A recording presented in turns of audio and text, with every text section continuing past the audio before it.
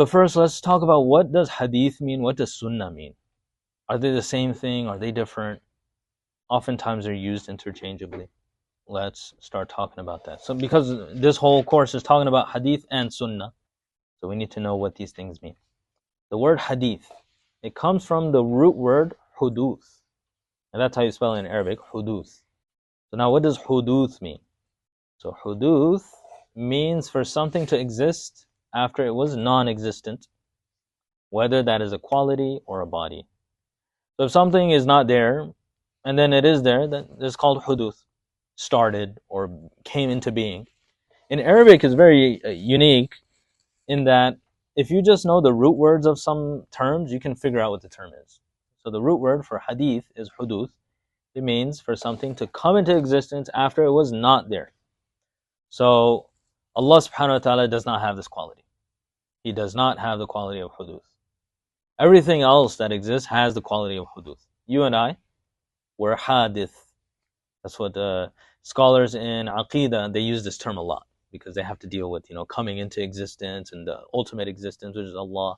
They use this term a lot. But hadith also takes from it. Okay, so now what does hadith mean and how do we take it from that term or that root word? Every statement which reaches a person either through hearing or through revelation while awake or asleep is called hadith. Essentially, if you want to make it simpler, every statement which reaches you is a hadith. Hadith, you can say statement. If you want even more simple, hadith, statement. Right? So hadith is a statement. You can have a hadith. Allah has hadith. Right? I'll show you. Right? Allah has hadith. So any statement, anything that you say has a beginning. Before I'm saying these words right now, they weren't there. And when I say them, they come. That's what a statement is. It comes about. That's why it's called hadith, a statement. Everyone understand? Now look at this ayah. هَلْ أَتَاكَ حَدِيثُ الْغَاشِيَةِ Allah says, has there come to you the description of the overwhelming event? هَلْ أَتَاكَ, has it come to you, hadith of ghashiyah? So here, instead of statement, is description. Hadith can also mean info that you're gaining. Ghashiyah is something that covers you. Yawm al-Qiyamah is going to overwhelm people. So did you guys receive information about Yawm al-Qiyamah? So the word hadith is being used in the Quran. Allah subhanahu wa ta'ala also says, وَمَنْ أَصْدَقُ مِنَ اللَّهِ حَدِيثًا. And the reference is there, Surah An-Nisa, verse 87. Whose word can be truer than Allah's? So Allah has hadith. وَمَنْ أَصْدَقُ, who is more truthful, مِنَ اللَّهِ, than Allah, in terms of hadith. So Allah has hadith. The Quran is a hadith of Allah. Right? But you don't use the term like that because it's a term. And we won't say, okay, read to me some hadith of Allah. And that's not going to be right because we just don't talk like that. But technically, Allah says the Quran is hadith.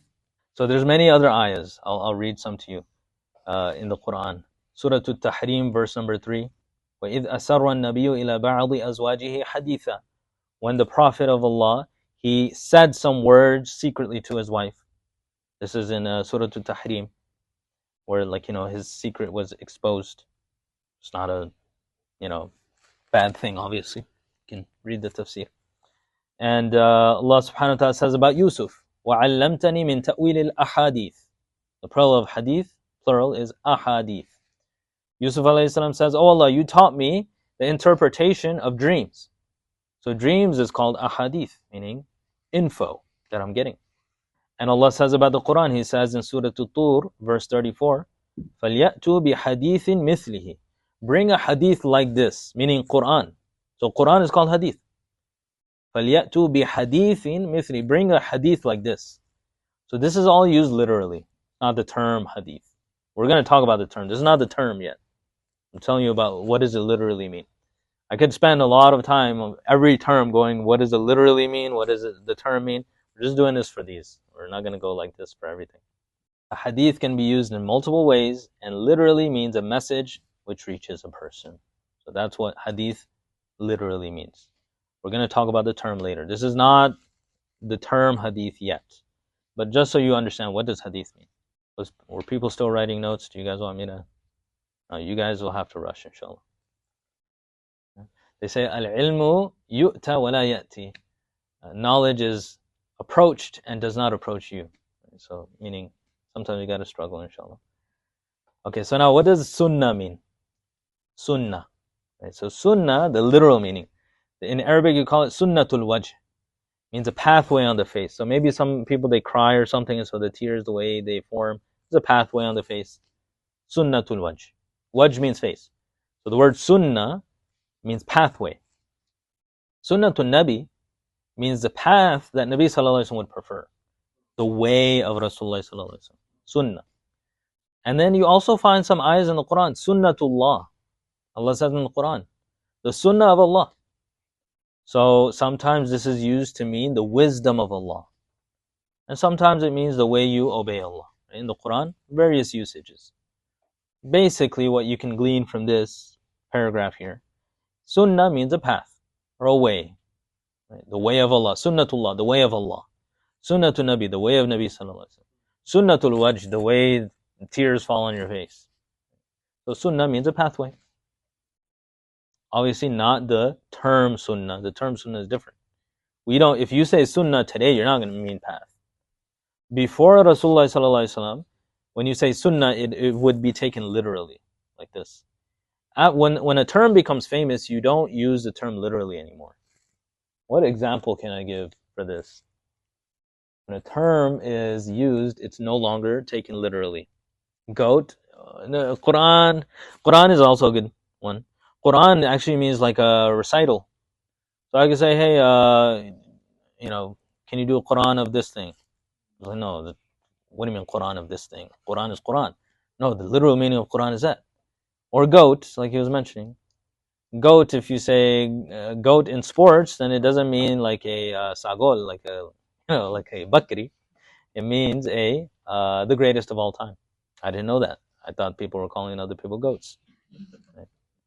If you're gone from the country for over a decade, then you'll lose out on these terms. So look at this ayah, Surah Al-Ahzab, verse 62. Sunnatullah.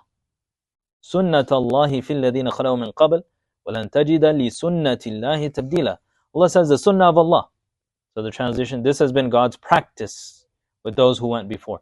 You will find no change in God's practices. The things that Allah has done, the way, the system of Allah. Sunnah, the way.